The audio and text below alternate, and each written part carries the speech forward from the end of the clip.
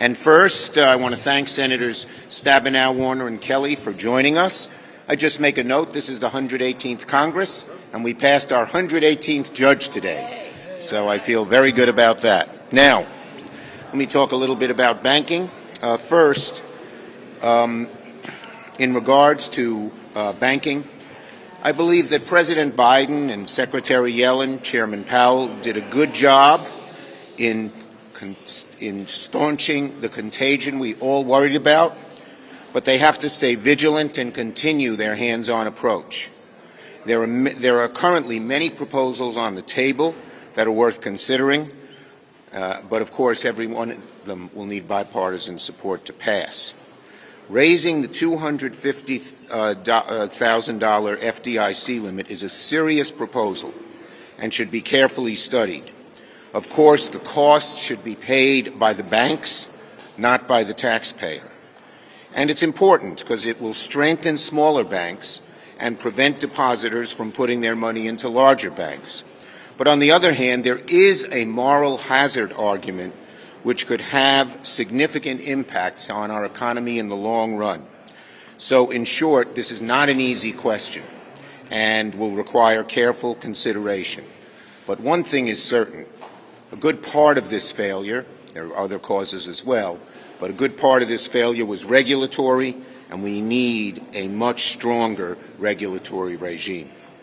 Now, what we do not need is our House Republicans sowing chaos by threatening default and absurdly linking the banking crisis to default, dangerously linking the banking crisis to default. What we need instead is calmness, stability, careful consideration of the facts. Undermining the full faith and credit of the U.S. is never a good idea, but in the aftermath of a major bank collapse, it's supremely reckless. But that is precisely what some House Republicans, including the chairman of the House Budget Committee, are doing right now.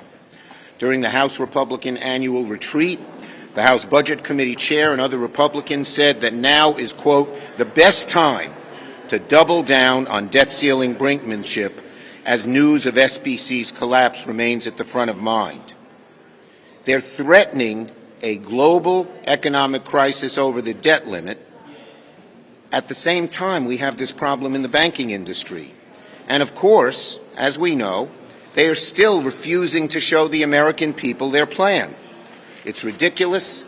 It's reckless. Instead of making radical comments that threaten even more financial turmoil, Republicans should work with Democrats to ensure a default never happens, not with brinksmanship, not with hostage-taking. That means raising the debt ceiling without strings attached. Now on chips, another issue we will discuss here. This is a big week for one of the biggest accomplishments of the last Congress and perhaps of our generation, the Chips and Science Bill. Quiet. Thank you. Yesterday, the administration released a proposed rule to implement the CHIPS national security guardrails, ensuring that President Xi and the CCP can't benefit from increased investment from microchip production in the U.S. When I crafted this bill, I worked to put in these guardrails to make certain that companies receiving CHIPS incentives use that funding to expand production in the U.S., not in China. We wanted to make sure they got money from the government to build here. They couldn't use their excess money to go build in China. And the guardrails that are put on by Commerce and Treasury have worked well, are very good and very strong and will work well. The administration's implementation of these guardrails will restrict the CCP's access to cutting-edge technology. And this week also included the release of guidance to implement the CHIPS ITC, the investment tax credit. We worked hard to include this critical ITC in the CHIPS and Science Bill, and the administration's swift implementation of the ITC is appreciated and will help deliver on the hundreds of billions of dollars in proposed microchip investment across the U.S. Even more is to come on further guidance around permitting, workforce, and the release of applications for funds by Commerce in the days ahead. This is a very good week for CHIPS, for science, for American jobs. We're working closely with the administration to implement this critical program without delay. It's too vital to our country, our workers, our communities, and our future. Senator Warner is going to go ahead of Senator Stabenow because he has to chair an Intelligence Committee hearing. Thank you, Leader Schumer, and I'm going to make a few comments about the CHIPS bill. Thank you for your leadership on that legislation. Senator Stabenow, Senator Kelly, he's going to speak to the CHIPS bill as well. You know, we started this, John Cornyn and I, back in June of 2020, because we had seen, particularly from the Intelligence Committee and national security standpoint, the slow erosion over literally 25-plus years where America's position as the leading innovator and manufacturer of semiconductor chips, chips that are vital to any device that has an on and off switch on it, had fallen from about 37% of the global market down to about 12%. At that same time frame, we'd seen a dramatic increase in the PRC's manufacture and innovation of chips, and we'd seen a migration of literally every cutting-edge chip that our armed services and our advanced chips made, all being made in Taiwan. So the CHIPS and Science Act wound its way through the process. I think it is safe to say without this legislation, there would never have been another semiconductor manufacturing facility built in America. Now we've had already a half dozen such announcements made and many more in the queue. My last comment is simply this. It was critical for the CHIPS Act to be supplemented by the investment tax credit. And again, Senator Schumer took a leadership role in that. We now have the Commerce Department and others starting to put the guardrails in place to make sure that these American dollars don't end up benefiting additional expansion in China. It is so critically important that we get the implementation of CHIPS right, because I believe the definition of national security going forward goes well beyond tanks, guns, ships, and planes. It includes who controls the innovation and manufacture of semiconductor chips, who's going to deal with artificial intelligence, quantum computing, synthetic biology, advanced energy, all areas where I believe we, with our allies, are going to have to compete with a Communist Party in China that is extraordinarily aggressive in investing and candidly stealing intellectual property. We've got to put an end to that. The CHIPS Act is the first step down. I think we're going to have to make other types of investments in these other cutting-edge technologies. And with that, I'm going to turn it over to Senator Stabenow. Well, thank you very much. And I'm also excited to talk about what we did in the CHIPS and Science Act. I first want to back up, though, and say in total in the last 2 years, with President Biden's leadership, our Democratic majority in the Senate, as well as the Democratic majority in the House, we have been able to do extraordinary things in every part of people's lives to support them, to support children, to support families, to support seniors.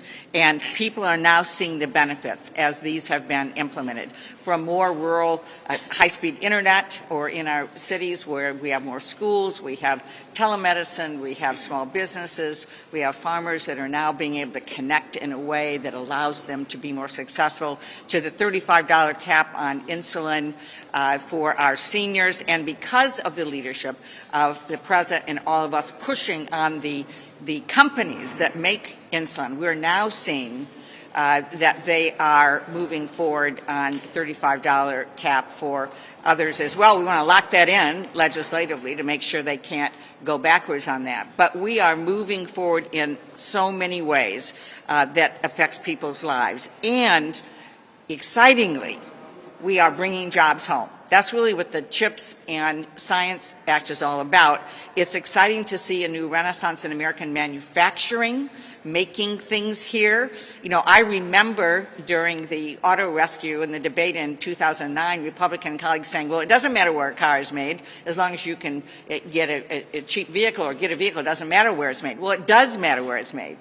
It's about jobs, and it also matters where every component part is made. And when we went into the pandemic, and over half of the chips for the auto industry were made in one company in Taiwan, and they couldn't get those chips, that made a difference. It matters. So it's exciting to see the vision overall that we have for building America, bringing jobs home, and investing in the future. And that includes the tax credits, not just investment tax credits, but we're now saying you get a tax credit if you make it here.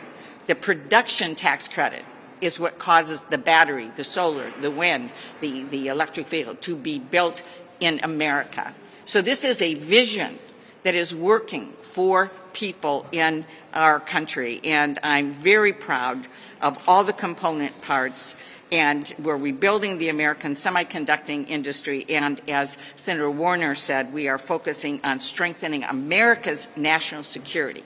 So this is a vision. There are a number of parts. It's working for people, and we want to keep it going, investing in American families and America's future. Senator Kelly. Oops, excuse me, sir. Could we do a Nancy? Thank you. Let me talk a little bit about what this, means for, our economy and our national security. I just want to elaborate on what Senator Schumer and Senators Warner and Stabenow said. Great for our economy. It's going to help us grow our economy, strengthens our national security, but also what it does is it provides a lot of really good-paying jobs that do not require a 4-year degree. And that's a big deal in the state of Arizona.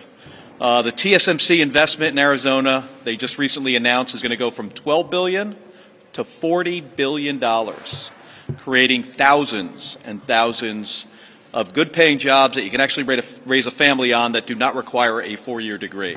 But I want to elaborate a little bit on these guardrails. Senator Schumer mentioned them, Senator Warner mentioned them, and Senator Stabenow as well, I believe. Because it's important to recognize that this is not a blank check that any company is getting. And the guardrails are significant. First, any company that gets more than $100,000 in federal support is going to be prohibited from building new factories or to make an advanced microchip in China for 10 years. I mean, that's significant. Secondly, the guardrails are also going to crack down on expanding production capabilities of legacy chips in China to ensure that no federal dollars are indirectly subsidizing an investment in China.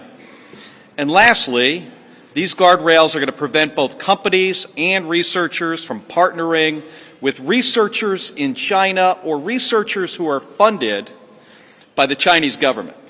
And this is going to help and make sure that American innovation is not stolen by the Chinese.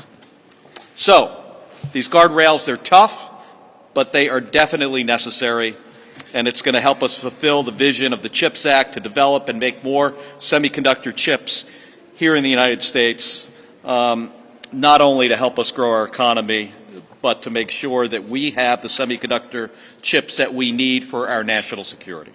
So thank you. Okay, questions? Yes, Mr. Burgess. You mentioned judges. There's a Kelly nominee, Michael Sweeney, who's facing some scrutiny within the caucus. Do you support that? I do. I support his nomination. I've looked over everything about him. I think he'd be an outstanding judge. Majority Leader Schumer, Republicans in the House and Senate. You took a... Some Republicans in the House and Senate question the timing of Trump's impossible indictment.